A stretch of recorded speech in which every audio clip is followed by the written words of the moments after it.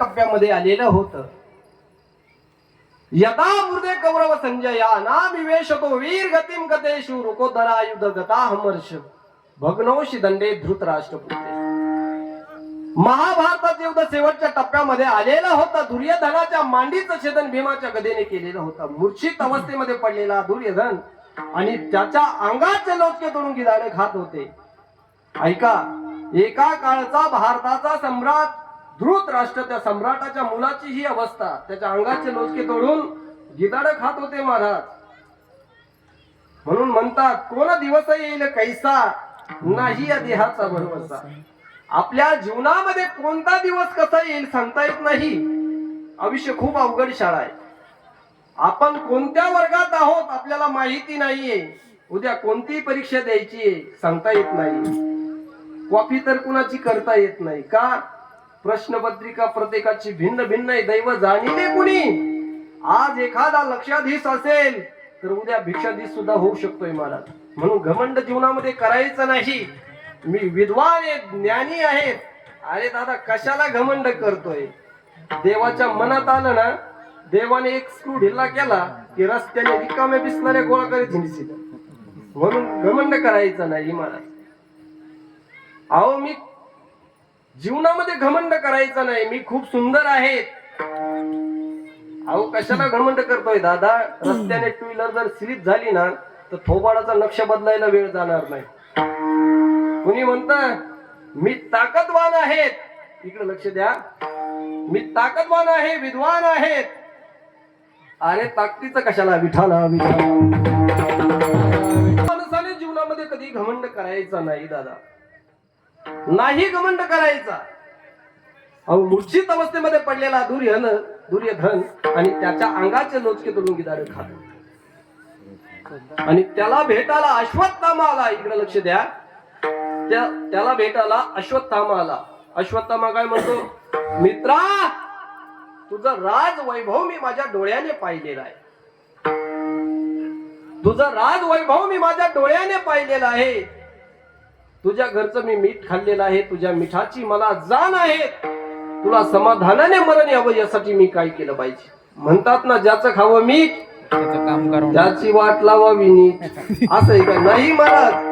ज्याच्या घरचं आपण मीठ खाल्लं त्याच्या मिठाला पण जागलं पाहिजे. मूर्छित अवस्थेमध्ये पडलेला दुर्योधन आणि त्याला भेटायला अश्वत्थामा आला. अश्वत्थामा काय म्हणतो? मित्रा, तुझ्या घरचं मी मीठ खाल्लेलं आहे. तुझ्या मिठाची मला जाण आहे. तुला समाधानाने मरण यावं यासाठी मी काय केलं पाहिजे? आणि मरताक्षणी सुद्धा दुर्योधनाचे कसे विचार आहे बघा.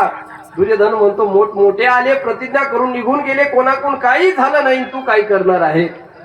अश्वत्थामा म्हणतो, एकदा सांगून तर बघ ना. दुर्योधन काय म्हणतो?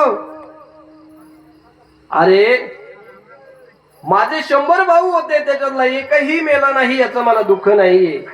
परंतु माझे 5 विरोधक होते, त्याच्यातला एकही जगला नाही याचं मला दुःख आहे.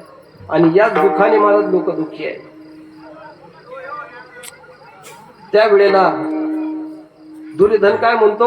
माझे 100 भाऊ होते, ते वाचले नाही याचं मला दुःख नाही. परंतु माझे 5 विरोधक होते, त्याच्यातला मेला नाही याचं मला दुःख आहे. तू काय कर, एकाच तरी मुंडकं कापून माझ्या समोर हजर कर, मी आनंदाने मरायला तयार आहे. अश्वत्थामा म्हणतो, मित्रा, तू तर एकाच मुंडकं म्हणतोय, मी 5चे मुंडके कापून तुझ्या समोर हजर करतोय. बोलून तर गेला, पण विचार करत होता.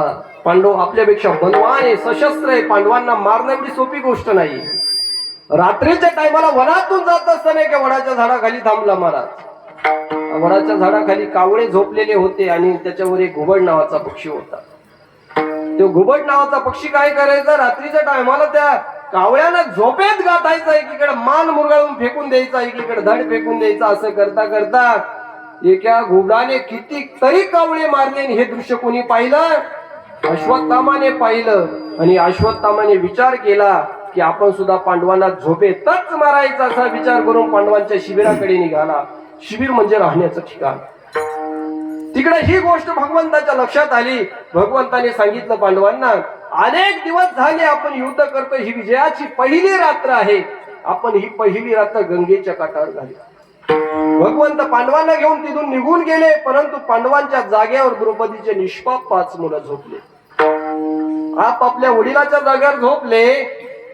अश्वत्थामा आला, 5ही झोपलेले आहेत, पांडव आहेत असं त्याच्या लक्षात आल्यानंतर म्यानेतून तलवार काढली, सप तलवारीचे घाव केले आणि 5चेही मुंडके धडापासून वेगळे केले. एका कापडामध्ये गाठोडं बांधलं आणि दुर्योधनाकडे आला. मित्रा, तू तर एकाच मुंडक म्हणत होता, मी 5चेही मुंडके कापून तुझ्या समोर हजर झालेलो आहे. मूर्छित अवस्थेमध्ये पडलेला दुर्योधन उठून पाहतो तर पांडव नसून द्रौपदीचे निष्पाप 5 मुलं. मित्रा, यांना मारून तर तू आमच्या वंशाला दिवा सुद्धा लावणारा ठेवला नाही रे. यांना तर तू मारलं, परंतु तुला आता पांडव सोडणार नाही. घाबरला अश्वत्थामा, बेभूत होऊन पळू लागला. तिकडे ही गोष्ट द्रौपदी मातेला कळाली. द्रौपदी माता शिबिरात जाऊन पाहते तर सिंहाच्या छाव्यासारखे 5चे 5ही मुलं रक्ताच्या थारोळ्यामध्ये पडलेले आहेत आणि एकाचाही चेहरा पाहायला भेटत नाही. शोक करायला लागली द्रौपदी माता, रडायला लागली. अर्जुनाला ते रडणं सहन झालं नाही. माता शिशूनाम निधनम सुतानाम निशम्य घोर परितव्यमाना. माता शिशूनाम, ज्या आईचा मुलगा गेला ना दादा, त्या आईला मुलगा जाण्याचं दुःख बिचारा. द्रौपदी रडायला लागली, शोक करायला लागली. अर्जुनाला ते रडणं सहन झालं नाही. अर्जुन म्हणतो, रडू नकोस.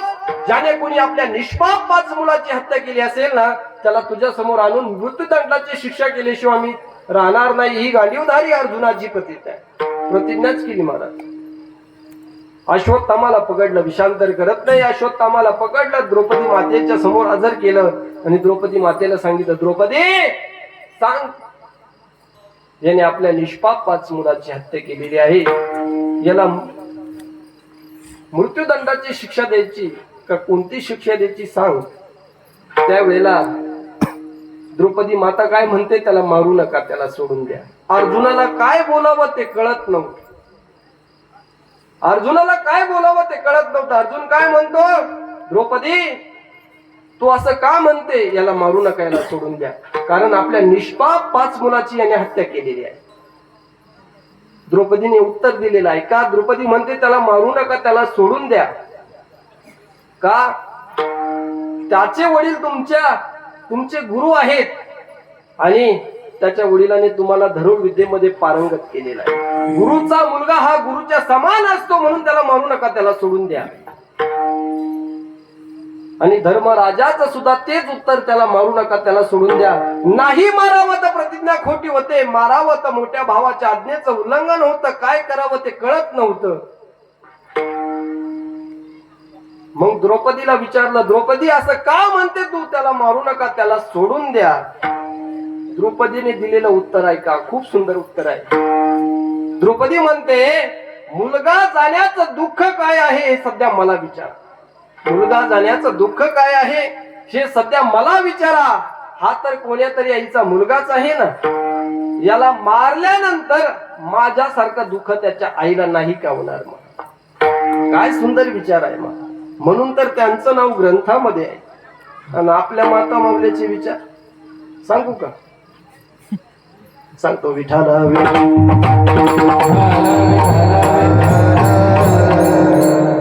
महाराज, आपल्या माता माऊली काय म्हणतात, घरामध्ये काही सांडलं, मुली